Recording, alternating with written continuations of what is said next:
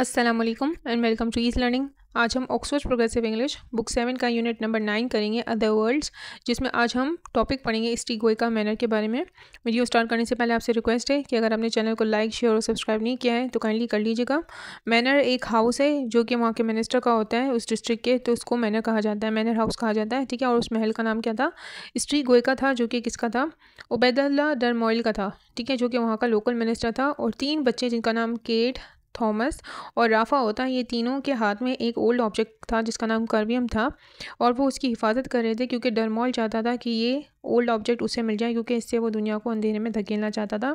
तो इस old object की हिफाजत के लिए वो लोग एडवेंचर करते हैं, यानी इधर उधर घूम रहे होते हैं ताकि उसे कोई ले ना ले, उनसे छीन ना ले। उसी दौरान वो एक जगह पे पहुंचते हैं, यानी स्टीगोइका मैनर में पहुंचते हैं, एक महल में पहुंचते हैं जो जिसमें कौन रह रहा होता है? फिनिस्टर रह रहा होता है। और वो बच्चे जो हैं वो हेल्प मांगते हैं। वो हेल्प इसलिए मांगते हैं क्योंकि उस जगह पे मौसम बहुत सख्त हो गया होता है, वहाँ पे बहुत ज़्यादा बर्फ़बारी हुई हुई होती है, और जिसकी वजह से वो हेल्प मांगते हैं। और जो फिनिस्टर जो वहाँ का रहने वाला होता है वो उन्हें अलाउ कर देता है, अंदर ले लेता है। पैराग्राफ नंबर 5 से हम कंटिन्यू करेंगे आज, क्योंकि पार्ट 1 में पहले करवा चुकी हूँ, ठीक है। तो तब वो जब वो टेबल पर बैठे होते हैं और तो फिनिस्टर उन बच्चों से क्या कहता है, अब यहाँ वो बात हो रही है। फिनिस्टर उन बच्चों से कहता है आओ टेबल पर बैठ जाओ। वो एक पीछे से रोशन सी आवाज़ दे रहा था उनके पीछे से, यानी बच्चों को उनके पीछे से आवाज़ आती है, किसकी? फिनिस्टर की। और फिर वो कहता है कि मेज़ पे बैठने का उन्हें कहता है, और कहता है कि मेज़ पे जो रखी हुई चीज़ें हैं वो ज़्यादा नहीं हैं, लेकिन तुम्हारे लिए अभी के लिए काफ़ी हैं, यानी तुम अभी से काम चला सकते हो खाने पीने का। फिनिस्टर जो है वो दोस्ताना मुस्कुराहट दे रहा था, और मेज़ पर ताज़ी रोटी, पनीर, सेब और ठंडा गोश्त रखा हुआ था। इसने मेज़ पर एक गर्म कॉफ़ी का बर्तन और 4 कप रखे थे। ये एक रिचुअल यानी रस्म की तरह है। फिनिस्टर ने कपों को एक स्क्वायर शेप की शक्ल में देकर तरतीब से रख दिया था, और फिर कप में गहरे रंग की कॉफ़ी डाली थी। गरम भाप आधी रोशनी में घूम रही थी। रिल मतलब घूम रही थी, जैसे कि विच कॉल्ड्रोन का मतलब क्या? जादूगरनी की कढ़ाई हो और उससे धुआं उठ रहा हो। मोमबत्ती की रोशनी में वो भाप जो है वो एरी यानी पुरस्कार यानी अजीब सी चमक दे रही थी, और इसके हाथों के गिर्द घूम रही थी। जब आप कॉफ़ी भरने लगते हो तो धुआं आपके हाथ के आसपास घूम रहा होता है, और वो इसीलिए वो एहतियात से कॉफ़ी डाल रहा था ताकि वो जले ना। केट को कॉफ़ी को लेते हुए थोड़ा डाउटफुल होती है। वो पूछती है कि क्या वाकई में कॉफ़ी है? केट ने यकीन करने के लिए पूछा। तब फिनिस्टर उसे जवाब देता है, जी हाँ मेरी अजीज़ लड़की, मुझे थोड़ा सा डर लगता है, खौफ महसूस होता है, क्योंकि मैं बहुत ज़्यादा इसका शौकीन हूँ, बहुत ज़्यादा एडिक्टेड हूँ। किसका? यानी बहुत ज़्यादा वो इंटेक करता था कॉफ़ी का, चॉकलेट का और सिगार का।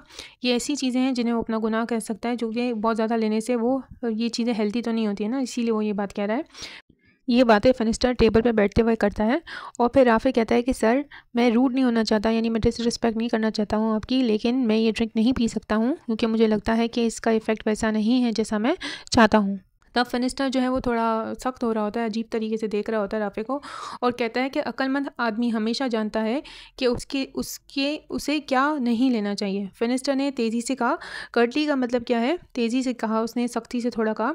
फिर वो कहता है कि लेकिन उसे कभी दूसरों पर अपने ख्यालात थोपने नहीं चाहिए। फर्दर उसने कहा, आगे उसने और बात करी, और फिर वो दांत निकाल कर मुस्कुराया, और कब जो है वो केट और थॉमस की तरफ बढ़ाते हुए कहा कि मुझे यकीन है कि तुम दोनों इस मशरूब को यानी इस ड्रिंक को आजमाना चाहोगे। अच्छा, यहाँ पर जो बात हो रही है एलेक्सर जो है वो क्या है? एक दवाई का सॉल्यूशन होता है। वहाँ पे सर्दी बहुत थी, तो वो जो गरम अगर वो पियेंगे तो उन्हें वो मेडिसिनल सॉल्यूशन के तौर पे उनके लिए काम में आएगी। इसीलिए वो कह रहा था कि तुम क्या ये लेना चाहोगे?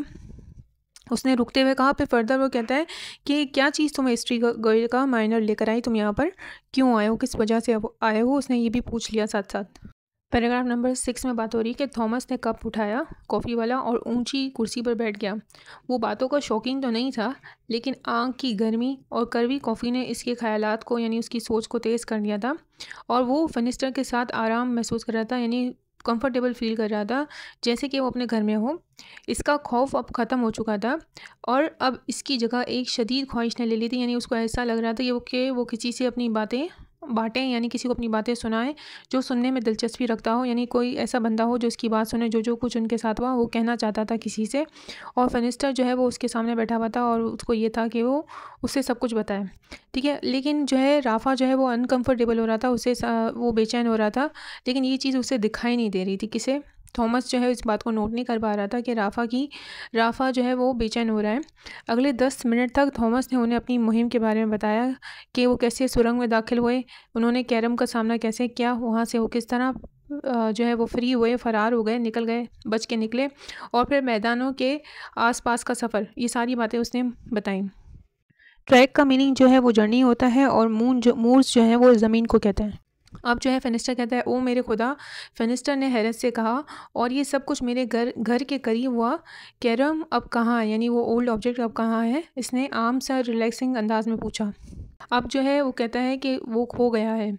राफे ने फ़ौरन इंटरप्ट किया, बीच में से फ़ौरन जवाब दिया। थॉमस किससे पहले कुछ कहता है, उसने फ़ौरन से जवाब दे दिया। अब वो फिर कहता है कि हम यहाँ पहुँचने वाले थे, जब हम यहाँ पहुँचे तो पहले ही कहीं वो गिर गया था। मैंने गेट पर अपना कोड चेक किया था, यानी जब वो मिस मेंशन के अंदर दाखिल हो रहे थे तो वो कहता है कि मैं अपना कोड चेक किया था, तो वो उसके अंदर नहीं था, वो गायब था। जब हम यहाँ से चले जाएंगे तो मैं उसे ढूंढने वापस जाऊंगा, यानी हमें उसे ढूंढना होगा कि वो किधर गिर गया है, हमसे कहाँ चला गया है। तुमने पहले क्यों नहीं बताया, केट ने गुस्से से कहा। मुझे मौका ही नहीं मिला, राफे ने जवाब दिया। तब फेनिस्टर कहता है कि खैर, ऐसी चीज़ ज़्यादा देर तक गुम नहीं रहनी चाहिए, यानी ओल्ड ऑब्जेक्ट को इस तरह गुम नहीं होना चाहिए। तुम तो नहीं चाहोगे कि इतनी ताकतवर चीज़ दोबारा किसी गलत हाथों में चली जाए। फेनिस्टर ने थॉमस की पीठ थपथपाते हुए कहा, तुम बहादुर लड़के हो। लेट का मतलब बॉय होता है, लड़का होता है, ठीक है। अब तुम सबको थोड़ी नींद ले लेनी चाहिए। मैं ये नहीं सुनना चाहूँगा कि तुम स्टेबल, यानी जहाँ घोड़े रहते हैं वहाँ पर तुम सोना चाहोगे और इस बारे में तुम सोच रहे होगे। तुम मेरे घर के ऊपरी हिस्से में चले जाओ, जहाँ नौकर मेरे सोते हैं। जिस कमरों में नौकर सोते हैं तुम वहाँ जा सकते हो। मैं यहाँ अकेला रहता हूँ। बदकिस्मती से कोई भी मेरे साथ ज़्यादा देर तक नहीं रहता। वो हमेशा कहते हैं कि उन्हें ये घर पसंद नहीं है। आओ, एक मोमबत्ती और खाने का सामान ले लो, मैं तुम्हें कमरा दिखाता हूँ। मैंने तुम्हारी आने के लिए, जब तुम आए थे तो मैंने आग जलाकर रख दी थी। फेनिस्टर अचानक रुक जाता है बात करते हुए, और उसे ऐसा लगता है कि उसने ज़्यादा बोल दिया हो। फिर वो मेज़ से उठता है और उन्हें इशारा करता है। बैकएंड का मतलब क्या, उन्हें इशारा करता है और उनसे कहता है कि तुम लोग मेरे पीछे पीछे आओ। पैराग्राफ नंबर 7 में बात हो रही है, वो बावर्ची खाने की गर्मी से निकलकर घर की पिछली सीढ़ियों की बर्फानी सर्दी में आ गए थे। यानी जो बावर्ची खाने में उनको गर्मी महसूस हो रही थी, अब वो जब सीढ़ियों पर चढ़ रहे थे तो उन्हें ठंडक लग रही थी, और फिर आहिस्ता आहिस्ता वो कहाँ जा रहे थे, घर की ऊपरी मंजिल तक जा रहे थे ये लोग सब मिलकर। और फिर हर मंजिल पर एक दरवाज़ा बना हुआ था जो उस मंजिल के कमरों की तरफ जाता था। यानी एक दरवाज़ा था, दरवाज़ा खोलते थे हर फ्लोर पर, तो फिर उसके अंदर बहुत सारे कमरे खुलते थे और हर दरवाजे पर चाबी लगी हुई थी। फेनिस्टर उन्हें ऊपर और ऊपर ले गया, इतना ऊपर ले गया कि वो छत के करीब पहुंच गए। हवा जो है वो पत्थर की टाइल्स को हिला रही थी और छत से अंदर घुस रही थी, यानी छत से हवा अंदर दाखिल हो रही थी उस मेंशन में। और छत जो है वो किससे बनी हुई थी, लकड़ी और चूना मिट्टी से बनी हुई थी। और कमरे कैसे थे, कमरे लंबे और पतले थे जो नौकरों के लिए मखसूस थे, यानी फिक्स थे। कमरे के आधे हिस्से में 4 बिस्तर थे जिनके बीच में चलने की जगह जो है वो क्या थी, बहुत कम थी। एक कमरे में 4 बिस्तर थे लेकिन चलने की जगह जो है बीच में बहुत कम थी। लकड़ी के फर्श पर एक बड़ा सा कालीन बिछा हुआ था और छोटे चूल्हे में आग जल रही थी।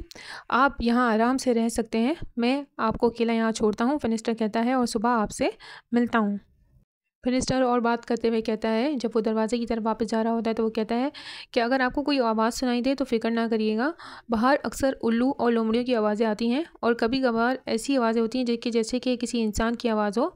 ये घर जो है वो हिलता जुलता रहता है और आवाज़ें यहाँ से निकलती रहती हैं, लेकिन इसका कोई नुकसान नहीं होता है और इसका कोई मकसद नहीं है। फिर इसने बोलना बंद कर दिया और इसके चेहरे पर जो है वो परेशानी के आसार दिखाई दे रहे थे, यानी वो परेशान दिख रहा था। फिर वो कहता है कि ये बेहतर होगा कि आप कमरे में ही रहें। मैं आपको मशवरा दूंगा कि आप जो है इधर उधर ना घूमिएगा, यानी घर के आसपास जो है जो फ्लोर्स पे है वहाँ पर मत घूमिएगा। मैं नहीं चाहता कि आपके साथ कोई हादसा हो जाए, यानी वो उन्हें हादसे के बारे में इंडिकेट कर रहा था कि अगर आप यहाँ कुछ घूमोगे, कमरे से बाहर निकलोगे तो हो सकता है कि कोई एक्सीडेंट वगैरह हो जाए, कुछ आपके साथ हादसा हो जाए। ये कहकर वो रिस्पेक्ट में थोड़ा झुक जाता है और फिर सलाम करते हुए बाहर निकल जाता है, यानी ग्रीटिंग देते हुए बाहर निकलता है और कमरे का दरवाज़ा बंद कर देता है। और फिर जो बच्चे हैं वो उस वक्त का इंतज़ार करते रहे जब तक कि वो सीढ़ियों से नीचे नहीं उतर जाता, यानी उसके कदमों की आवाज़ सुनाई देना बंद नहीं हो गई हो। थॉमस बिस्तरों को यानी बेड्स को हैरानी से देख रहा होता है, उसने कभी इतना आरामदेह बिस्तर नहीं देखा था। तो अब बिस्तर की बात हो रही है, यहाँ पर चादरें सफ़ेद और साफ़ सुथरी थी और कम्बलों में जो है वो कोई चीज़ नहीं थी, कोई कीड़े मकोड़े नहीं थे जो नींद को ख़राब करें। वो गद्दे पर गिरा पड़ा और नरम से बिस्तर पर जुल्फ़अंदोज़ होने लगा। जल्दी थॉमस और केट इस दुनिया से निकलकर ख्वाबों की दुनिया में गुम हो गए, यानी वो नींद उन्हें आ गई थी। नींद में सिसकते और अपने बाजू के पाँव हिलाते हुए जैसे कि वो थके हुए हों, राफा अपने बिस्तर पर बैठा मोमबत्ती की रोशनी में घर की हर आवाज़ को सुन रहा था। यानी राफे को नींद नहीं आ रही थी और उसके हाथ में क्योंकि कैंडल थी, तो कैंडल की रोशनी में वो आवाज़ें सुन रहा था जो उसे सुनाई दे रही थी, जैसे कि वो किसी चीज़ का इंतज़ार कर रहा था जिसके बारे में वो जानता था कि वो ज़रूर आएगी। यानी राफे को कुछ इंडिकेशन हो गया था। होप आपको अच्छे से समझ आया होगा। अगर आपको वीडियो अच्छी लगती है तो काइंडली लाइक करिए, शेयर करें और सब्सक्राइब करना मत भूलिएगा। ओके, अल्लाह हाफ़िज़।